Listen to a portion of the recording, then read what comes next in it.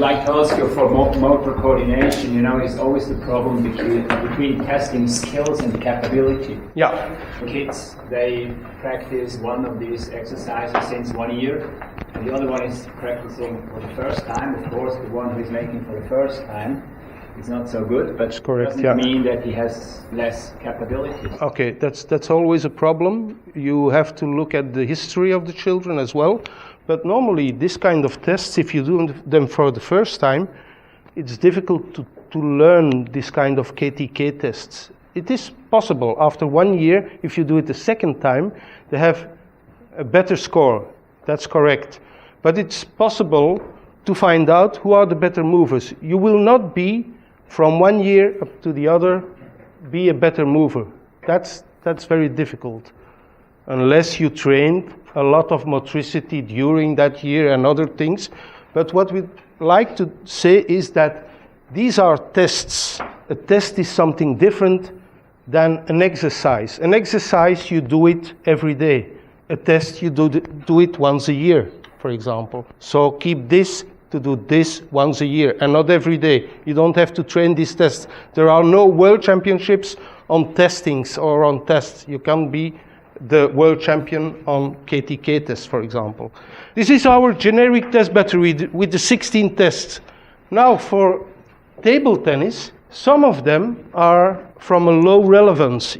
We find some clues here in different sports. And for example, for volleyball, some of those tests have a low relevance, and we added some specific, sport-specific volleyball things. And now the idea is to discuss with you which tests can we skip here and which tests can we place here for table tennis to have a more sport-specific test battery. Because if you do this, you will have your connection with your detection plan. This is the detection. And you will have an identification plan which connects. So you can connect to the schools and the clubs if you use the same basis. Another thing which I would like to highlight is that we try to provide a broad development at a young age. Not only play table tennis, but we are going to give them some other things. We are going to provide the children broad development. So, this is talent transfer. What we did is we asked several coaches to give their idea on table tennis, on badminton, on tennis, what you need in your sport. And this is, for example, our 3 sports, where you have the table tennis players. And look at the size of the field, it's different. So you need other characteristics in tennis and table tennis. But you need a lot of similar characteristics for the 3 sports: tennis, badminton, and table tennis. So the idea was to do the same thing as we did in our elite sports schools, with the idea of the trainers, and try to separate the different characteristics that you need in those different sports. And you see that there is an overlap. So you have some similarities and you have some differences in these sports. The differences are important to know. This is table tennis, this is badminton. But the similarities are important to develop the children, because if you develop the similarities, you will not only develop the table tennis players or the badminton players, but you will develop in 3 sports at the same time. Why shouldn't we do this instead of working with one sport? So with the discriminant analysis, 92.4 in the right group. If we use the artificial neural networks, it is even 99.7. So this is a very high rate. We can put everybody into his right sport. So we think that if you cluster those sports and you drop out of one sport, probably you will drop into another sport because you already have some similar things that you did before. So at a young age, and this is probably where a lot of trainers are afraid of, that is that if I have a table tennis club, and Martin has a badminton club, and Irene has a tennis club, probably I will steal some of your guys and I will cannibalize her players and put them in my group, and people are afraid of that. We think that if you collaborate together and they train 2 times with you, once with me and once with them, they still are your badminton players. And they train 2 times with you, once with me and once with you, they're still your table tennis players. So we have our own sport, we can do our competitions, but we benefit from each other. And we give our skills to each other. So what does it matter if I give you one of my athletes because he's better in your sport than my sport? We will see afterwards, but we will develop them together. So this is important, combi sports. So we start in the schools. We have here the community. Community is promoting these combi sports and is promoting it in the way that they give money to the clubs to collaborate together and to develop those things together. Otherwise, we will have a lot of dropout, and I will explain this later. For the people who are a little bit afraid of this, we go into the tunnel of numbers. Yeah, so now it's the time for people that have a jet lag to have a good nap, or otherwise you go and sit very right up to see everything what happened now. It is about predicting sporting elite. And we're going to do that as early as possible. And another thing which is important is it is about minimizing the talent loss. Because predicting is one thing, we're going to try to keep the talent as long as possible in our group. And therefore, we have a little lab in Nijmegen. It's called an e-talent lab, and it works like this. We're going to beam up this guy, up, and immediately the results are in our computer. So instead of using papers and write down all our numbers, we have this kind of tools where we can measure a lot of people and we can measure a lot of things at the same time.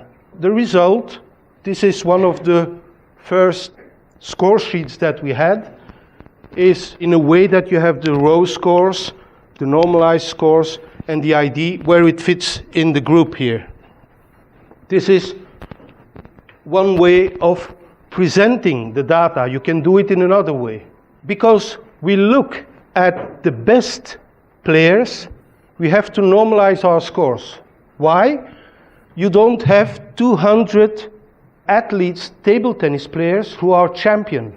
You only have 2 champions from 12 years old, and maybe 2 from 13 years old, and in the end you will have 12 champions between 12 and 18, and by normalizing these scores you will work like this.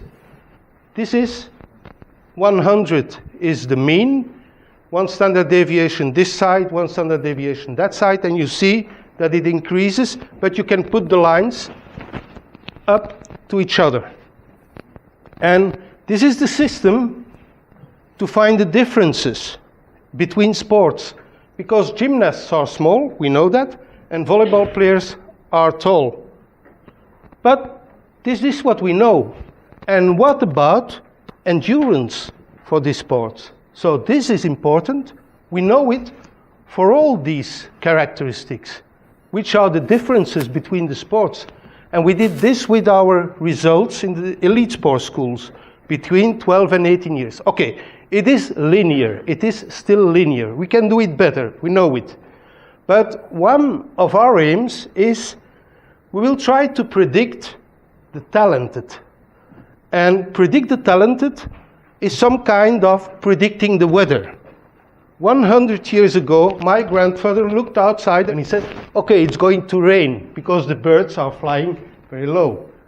Now we look at our cell phone and we see, oh, it's going to rain in 2 minutes. This is the numbers that we will use.